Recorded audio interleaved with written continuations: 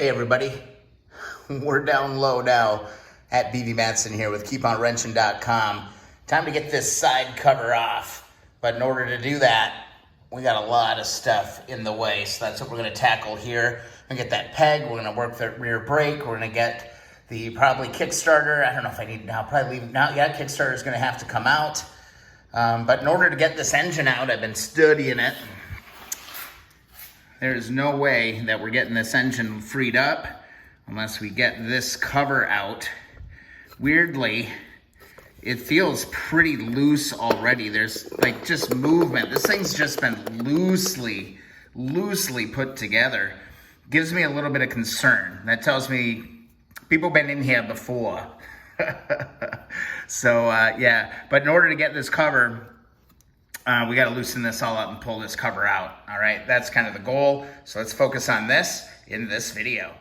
There are definitely a few nuances to this. Right off the bat, I can see that there is a spring here that's loaded up underneath the brake pedal and loops up over the top of this front peg. So that spring is going to be there. That orientation is really important. So again, get your camera out for pretty much everything I'm seeing. We need that 14 millimeter. 14, man, these bikes are all about the 14 mil.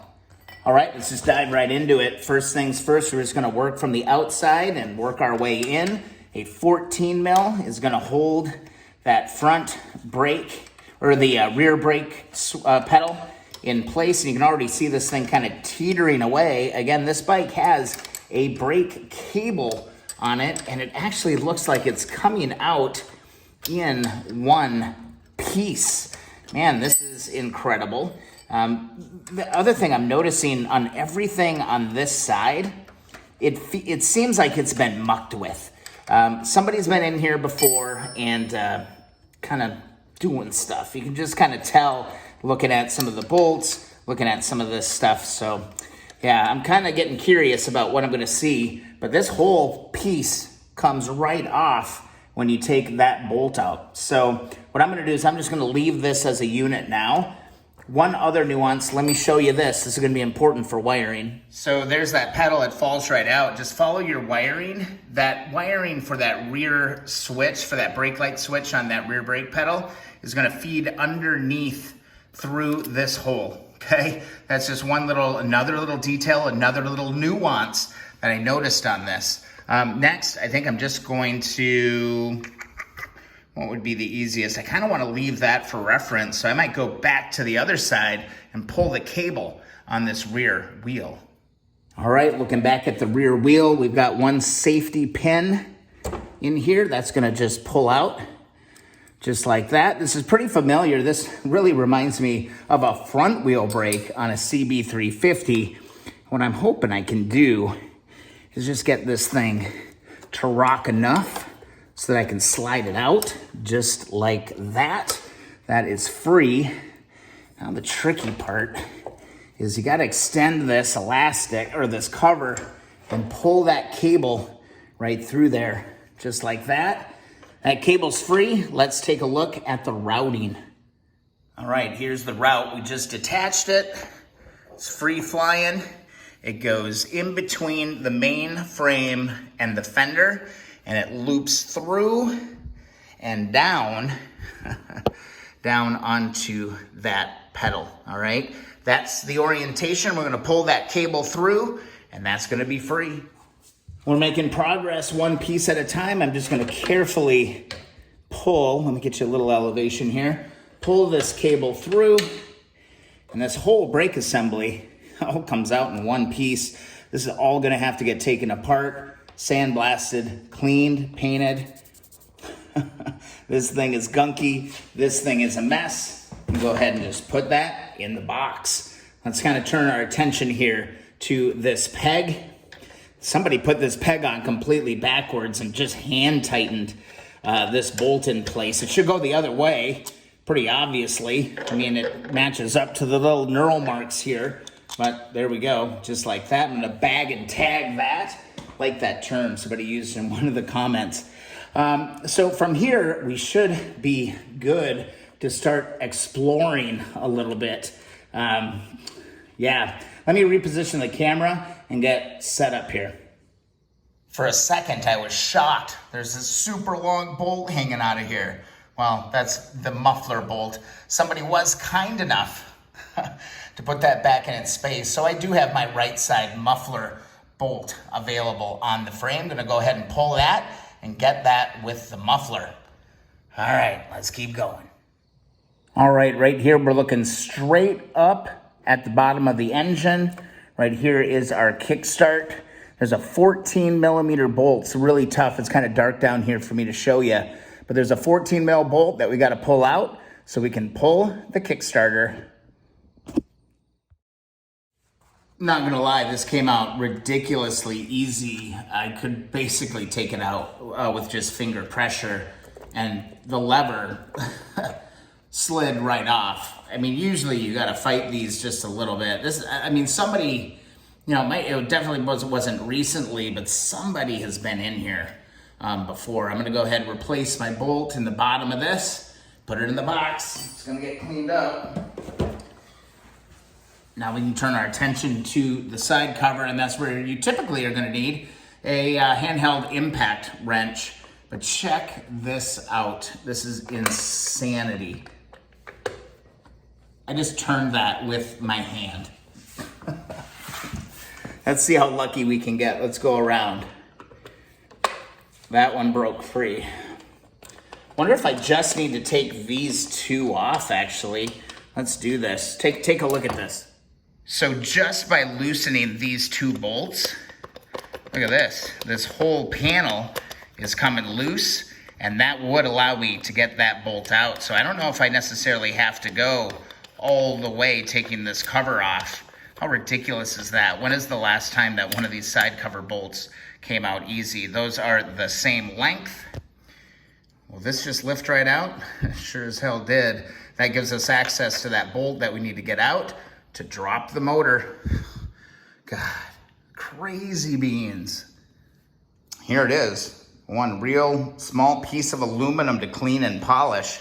Just went ahead and put those bolts back in there. So I've got those. I'm gonna try and get a bolt kit for it. I saw one online last night, but look how crazy this is, man.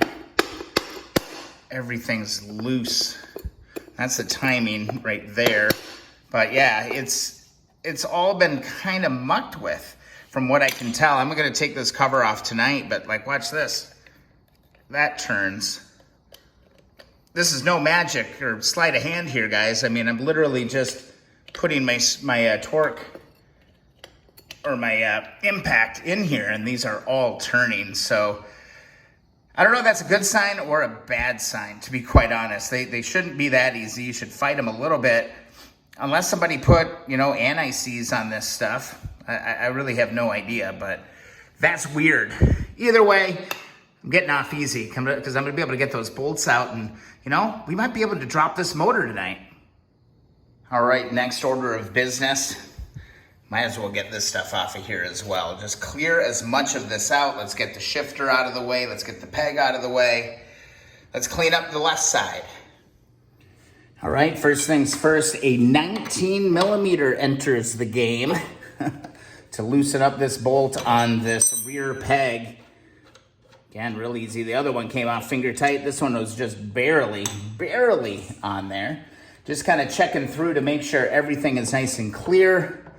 Looks like this is gonna be a 14 millimeter down here. Yeah, man, lucky 14. This one's not quite as easy to get.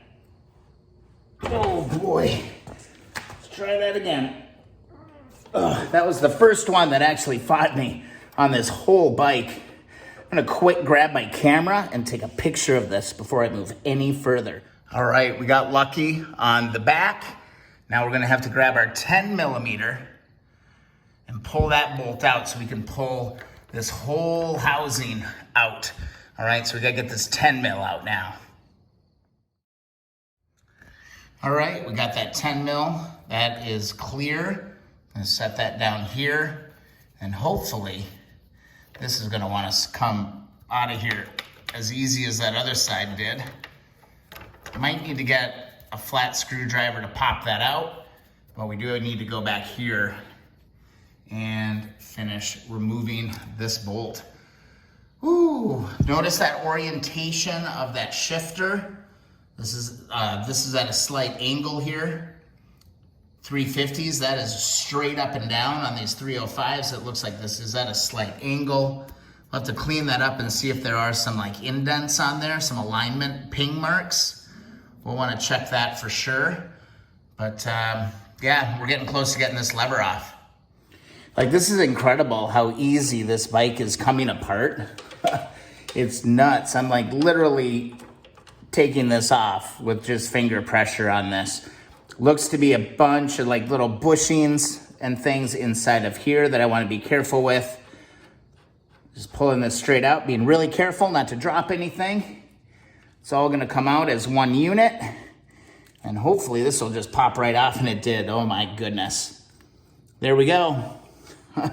There it is. Holy buckets, we're getting close now. All right.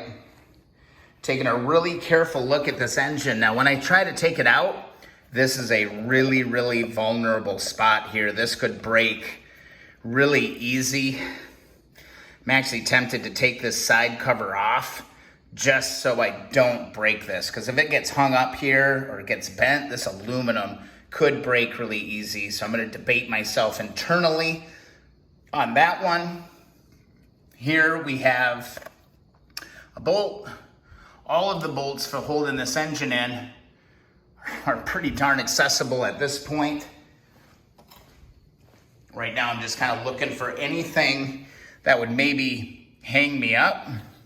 This is all coming through the motor. This is all separated. This is part of the frame. Where's this coming from? Where the heck is this wire coming from? Is that just ground? That might just be grounded. Yeah, it looks like that may just be grounded right here. And just making sure everything is clear. My tackle cable, that should actually come off.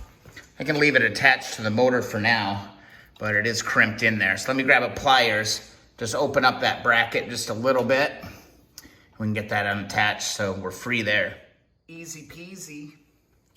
Again, we've got one mount here and one mount back here. Basically one on each side. Frame doesn't go down on these, so it's basically here and here.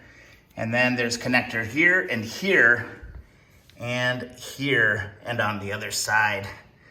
And I believe those are our only connections holding that motor in at this point. Okay, I'm gonna take a deep breath. I'm gonna pump the brake just a little bit. Our little box tonight is starting to fill up with a lot of stuff. I'm gonna take a little breather. Just think this through. Try to think of the safest way to drop that motor without doing any harm. That's kind of the goal when restoring these bikes, is do no harm. Hope you're enjoying this video series. I am having a blast making it. Thanks so much for the support. If you'd like to support the channel, one of the best things you can do is to share. Share the videos, get them out there, and hit that thumbs up button as well. Don't forget to subscribe to the channel. That means a ton. We're on the road to 10,000. How crazy is that?